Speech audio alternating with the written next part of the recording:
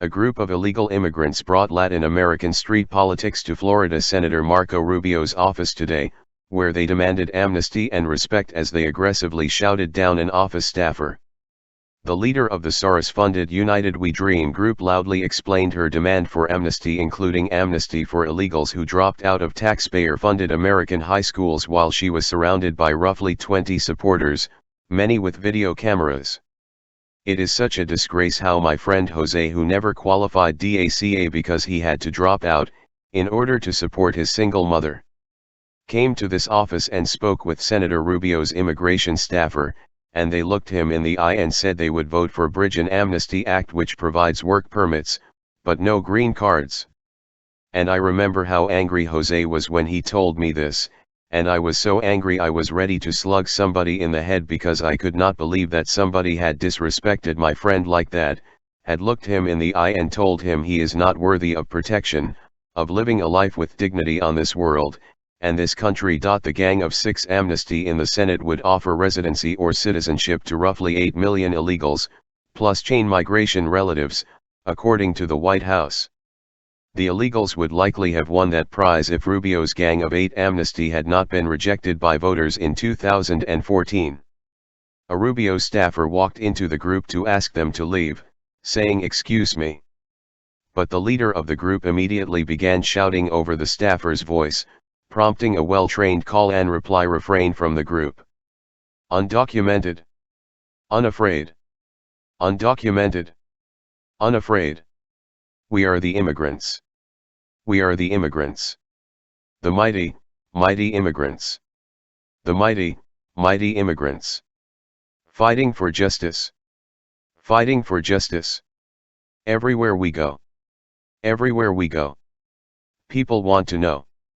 People want to know who we are. Who we are. And we tell them. And we tell them. We are the immigrants. We are the immigrants." The group then lapsed into Spanish slogans, spotlighting the evidence that roughly 1/4 of Dreamer illegals do not speak English. In fact, very few of the roughly 3.25 million illegals, perhaps as little as 1.7%, hold 4-year college degrees. Data provided by the Migration Policy Institute shows that roughly 90% work in unskilled jobs and would rely on welfare and aid for most of their lives. Other pro-amnesty groups, including the investor-funded FWD.US, have been more successful in recruiting some of the few college-trained illegals to front their campaign to import more low-wage white-collar workers for jobs sought by American graduates. Nationwide, roughly 2 million foreign college grads have short-term visas which allow them to hold white-collar jobs in the United States. Once the Rubio staffer retreated from the small mob, the leader began complaining that she dislikes her illegal status until she was guided out of the office by Capitol Hill police, not by immigration enforcement officers. "I'm tired of being criminalized. I'm tired of having police being called on me. I'm tired of having to come here every day, share my stories, having to cry every day because I can't contain this emotion, this exhaustion." The organizer did not say that she would return to her homeland. The organizer is likely Marianne Beza.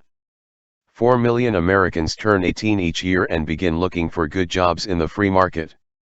But the federal government inflates the supply of new labor by annually accepting 1 million new legal immigrants, by providing work permits to roughly 3 million resident foreigners, and by doing little to block the employment of roughly 8 million illegal immigrants. The Washington-imposed economic policy of economic growth via mass immigration floods the market with foreign labor, spikes profits and Wall Street values by cutting salaries for manual and skilled labor offered by blue-collar and white-collar employees.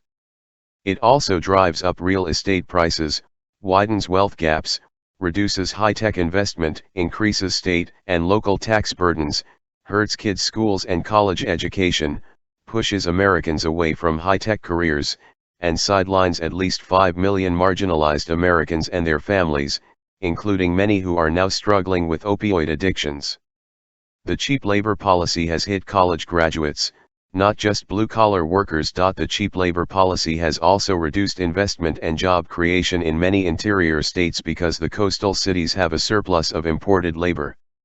For example, almost 27% of zip codes in Missouri had fewer jobs or businesses in 2015 than in 2000, according to a new report by the Economic Innovation Group.